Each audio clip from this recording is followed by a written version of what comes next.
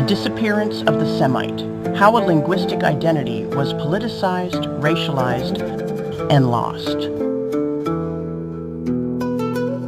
A thousand voices lost in the sand, words carved in stone by a ghostly hand, echoes whisper through the desert's fate. With the establishment of the State of Israel in 1948, a sharp binary was institutionalized between Jews and Arabs, effectively erasing the shared Semitic lineage from popular and political discourse. Part 4 analyzes how post-1948 policies and narratives further obscured the broader Semitic context, leading to lasting identity fragmentation. Part 4, the creation of Israel and the internal and external struggles for Semitic identity. The establishment of the State of Israel in 1948 was one of the most significant and polarizing events in modern Middle Eastern history. It symbolized the culmination of Zionist aspirations for Jewish statehood, a response to centuries of European anti-Semitism and the trauma of the Holocaust. But for the Arab inhabitants of Palestine, it marked the beginning of an era of dispossession, displacement, and enduring statelessness for both communities, Jewish and Arab. The creation of Israel catalyzed an identity crisis rooted in competing claims to Semitic heritage, belonging, and legitimacy. The irony was stark. Two Semitic peoples, both indigenous in cultural, linguistic, and historical terms, were now locked in conflict over land, memory, and narrative. Yet the global discourse shaped by Western media, politics, and academia increasingly rendered this a one-sided story, casting Jews as the sole inheritors of Semitic identity, and Palestinians as a vague, often vilified other. Internally, Israeli society faced its own identity struggle.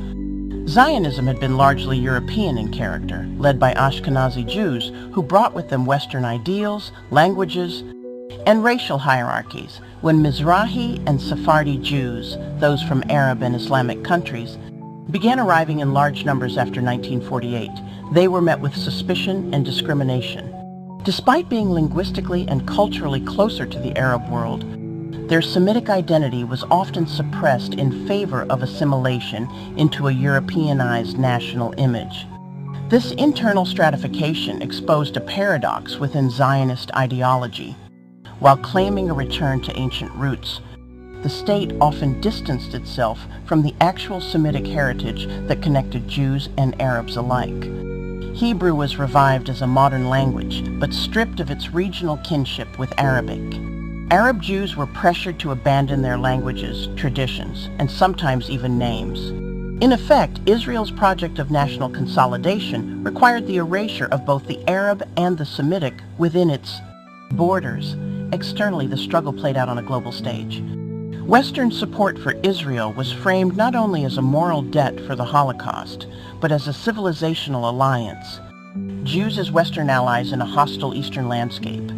Palestinians, meanwhile, were cast as outsiders in their own land, often denied not just political rights but historical legitimacy. Their Semitic identity, deeply rooted in place and language, was effectively rendered invisible in dominant narratives. The result was a double erasure. Palestinians were denied their Semitic inheritance by a West that had racialized the term to mean Jewish only, while Arab Jews were pressured to sever their connections to Arabness in order to fit into a Zionist mold. Both groups suffered from a form of cultural amnesia imposed by political necessity and reinforced by global power dynamics. The creation of Israel, while answering one historical injustice, deepened another. The state's formation reshaped the meaning of Semite, privileging one experience while obscuring others. The Semitic identity, once a bridge between peoples, became a wall erected not by nature or tradition, but by ideologies invested in division.